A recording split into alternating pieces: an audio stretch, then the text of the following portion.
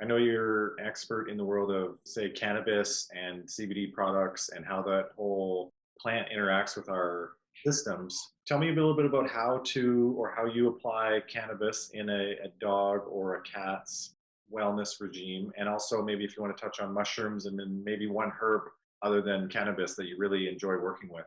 First of all, I'm not so certain that we can really speak about cannabis in a wellness sense.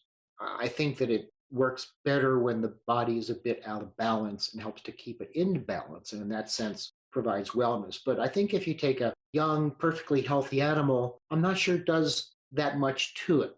What we've found about cannabis that is so fascinating is that these plant molecules, the CBD, the THC, terpene that are in it, and many of these minor cannabinoids that we're now starting to learn about, the THCV, the CBDA, the raw cannabinoids, and all of them, that they will interact with receptor systems, biochemical systems in our body, which our body already has molecules to interact with, but these molecules from the outside, from a plant that's not even an animal, can orchestrate change within our body by signaling the same system that our own endogenous molecules that our body creates do.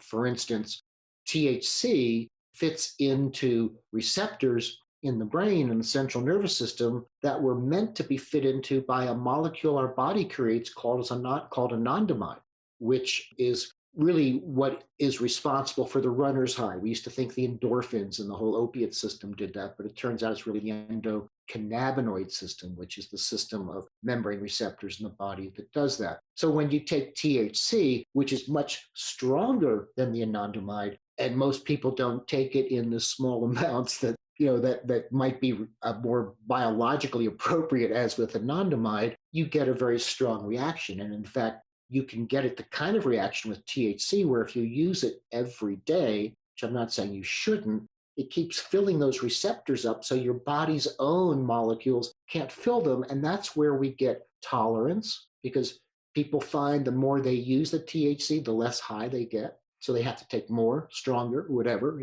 Doesn't work that way. What you have to do is stop for a little bit if you want to enjoy that get high feeling. You still get the medicinal benefits without that psychoactivity. But there's also the withdrawal. People that are regular users of THC, when they stop using it, will get withdrawal symptoms because the anandamide production was reduced because the THC was in there instead, kind of a negative feedback loop.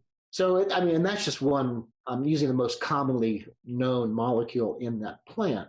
And things in Canada are a little different than in the US in terms of the law and how the products are available. In Canada, as you know, cannabis is cannabis. It could be hemp, it could be marijuana, but they call it all cannabis, and it's all regulated the same way. As you know, you can go into provincial stores and buy something. It usually has THC in it, might have some CBD as well. But there's no license that the Health Canada has given to veterinarians that allows companies to make products for veterinarians and allows veterinarians to use that, sanctioned by the government, other than to reduce harm. You don't really have the same kind of CBD hemp products available as in the same context as we have in the US, but in the US, THC is federally illegal. So we have to go state by state. In Canada, there's the risk that you'll get a product that has more THC than you want to have in it. Dogs have shown themselves to be incredibly sensitive to the adverse neurologic side effects of THC because of all the species out there, they're the only species that they found that has a huge density of these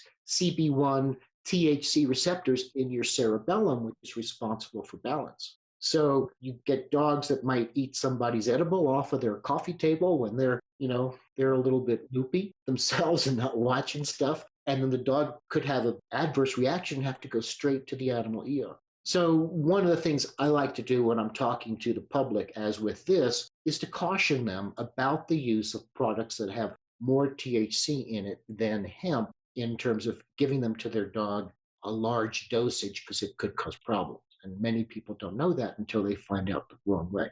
So that's my little spiel on cannabis. As far as other herbs that I like, I don't know if you can really call mushrooms an herb per se because they're not a member of the plant kingdom. but I'll call it an herb anyway. They're certainly not an animal. Well, they might, some people actually think they could be a bit animalistic. Actually, I find mushrooms to be my second most favorite substance to use, and not for the psychotropic aspects of it, but for the health benefits. I have a webinar I give. It's called Medical Mushrooms, the next best thing after cannabis. In the United States, there's still kind of, some places are kind of squirrely about cannabis. And there was one place I was giving that talk, they made me change the title because they didn't like the way that sounded. But it's true. I think it really is. Maybe cannabis is the next best thing after mushrooms, but I think they're the top two in my book. And then I go to the Chinese herbs, the astragalus and the Ramani and the complex formulations. That's probably my next go-to place when it comes to specific herbs.